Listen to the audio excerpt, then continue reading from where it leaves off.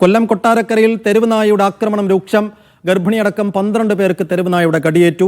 ബൈക്കിലും ഓട്ടോയിലും സഞ്ചരിച്ചവരെയും തെരുവുനായ ചാടിക്കടിച്ചു.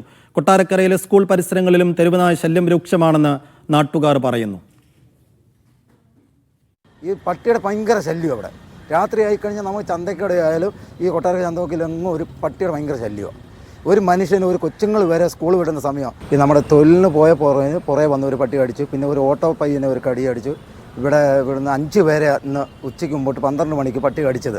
ഹോസ്പിറ്റലിൽ കൊണ്ടുപോയി അതിൻ്റെ പേ ഉണ്ടെന്ന് പറഞ്ഞ് ഇഞ്ചക്ഷൻ എടുത്ത് അവരെ വീട്ടിൽ വിട്ടിട്ടുണ്ട്. ഫുഡ് വാങ്ങിച്ചിട്ട് വണ്ടി എടുക്കാൻ പോയപ്പോൾ ഓടി വന്ന് കടിച്ചപ്പോൾ ഞാൻ പിടിച്ച് എറിഞ്ഞിട്ട് പിന്നെ ഓടി വന്ന് കടിക്കാൻ വന്നപ്പം ചവിട്ടിയപ്പം ഓടി അങ്ങോട്ട്. പിന്നെ അങ്ങോട്ട് പോയി 2 പിള്ളേരെ കടിച്ചു. ഒരു കൊച്ചിനെയും ഇതും കടിച്ചു. ലിജോ റോളൻസ് വിശദാംശങ്ങൾ നൽകും. ലിജോ, ഗർഭിണികളെ അടക്കം കടിച്ചു എന്നുള്ളത് ഗൗരവതരമാണ്. ഈ കടിച്ച നായ്ക്കളെ കണ്ടെത്താനായിട്ടുണ്ടോ? പേവിഷബാധയുണ്ടോ എന്ന് ഉറപ്പുവരുത്താൻ കഴിഞ്ഞിട്ടുണ്ടോ? എന്താണ് വിശദാംശം? സൈഫുദ്ദീനെ Kottarakkara Chanthamukku Pulamon higher secondary school പരിസരം ഉൾപ്പെടെയുള്ളവിടത്താണ് ഈ തെരുവ് നായയുടെ ശല്യം രൂക്ഷമായിരിക്കുന്നത്. കഴിഞ്ഞ ഒറ്റ ദിവസം കൊണ്ടാണ് 12 പേർക്ക് കടിയേറ്റിരിക്കുന്നതെന്ന് പറയുമ്പോൾ തന്നെ അതിന്റെ ഒരു തീവ്രത എത്രത്തോളം ഉണ്ടെന്ന് മനസ്സിലാക്കാനായിട്ട് കഴിയും.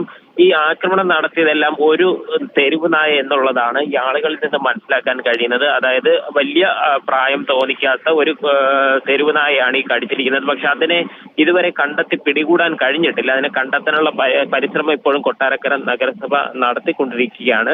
ഈ പരിക്കേറ്റിരിക്കുന്നത് അതിൽ ആദ്യം പരിക്കേറ്റ 6 പേരെന്ന് പറയുന്നത് ഈ കൊട്ടാരക്കരയിൽ തന്നെയുള്ള ലോഡിംഗ് തൊഴിലാളികൾ ഉൾപ്പെടെയുള്ള ആളുകൾക്കാണ് പരിക്കേറ്റത്. അതിനുശേഷം വൈകുന്നേരത്തോടു കൂടിയാണ് ബൈക്കിൽ യാത്ര ചെയ്ത ആളുകളെയും ഓട്ടോയിൽ സഞ്ചരിച്ച ആളിനെ ഒപ്പം തന്നെ ഗർഭിണി ഉൾപ്പെടെയുള്ള ആളുകൾക്ക് കടിയേറ്റിരിക്കുന്നത്. ഇവരെല്ലാം തന്നെ കൊട്ടാരക്കര താലൂക്ക് ആശുപത്രിയിൽ ചികിത്സ തേടി. ഈ തെരുവ് നായ, അതായത് ഇത്രത്തോളം ആക്രമിച്ചത് കൊണ്ട് തന്നെ ഒരുപക്ഷെ പേവിഷബാധയേറ്റ നായ ആയിരിക്കാം എന്നുള്ള ഒരു സംശയത്തിന്റെ അടിസ്ഥാനത്തിൽ അത്തരത്തിലുള്ള മുൻകരുതൽ സ്വീകരിച്ചുകൊണ്ട് അങ്ങനെയുള്ള വാക്സിനേഷനാണ് ഇവർക്കെല്ലാം നൽകിയിരിക്കുന്നത് എന്നുള്ളതാണ് ഈ ആശുപത്രിയിൽ നിന്ന് മനസ്സിലാക്കാൻ കഴിയുന്ന കാര്യം. മറ്റൊരു പേടിപ്പിക്കുന്ന കാര്യം എന്ന് പറഞ്ഞാൽ സ്കൂൾ തുറന്ന സമയമാണ്. കൊട്ടാരക്കര നഗരമേഖലയിൽ നിരവധിയായിട്ടുള്ള സ്കൂളുകളുണ്ട്. അപ്പോൾ ആ മേഖലയിൽ ഇത്തരത്തിൽ തെരുവുനായ ആക്രമണം രൂക്ഷമാകുന്നുണ്ടെങ്കിൽ അതിൽ രക്ഷിതാക്കൾക്ക് ഉൾപ്പെടെ ഒരു ആശങ്കയുമുണ്ട്. എത്രയും വേഗം തെരുവുനായെ പിടികൂടി തുടർ നടപടികൾ സ്വീകരിക്കണമെന്നുള്ളതാണ് ആവശ്യപ്പെടുന്നത്.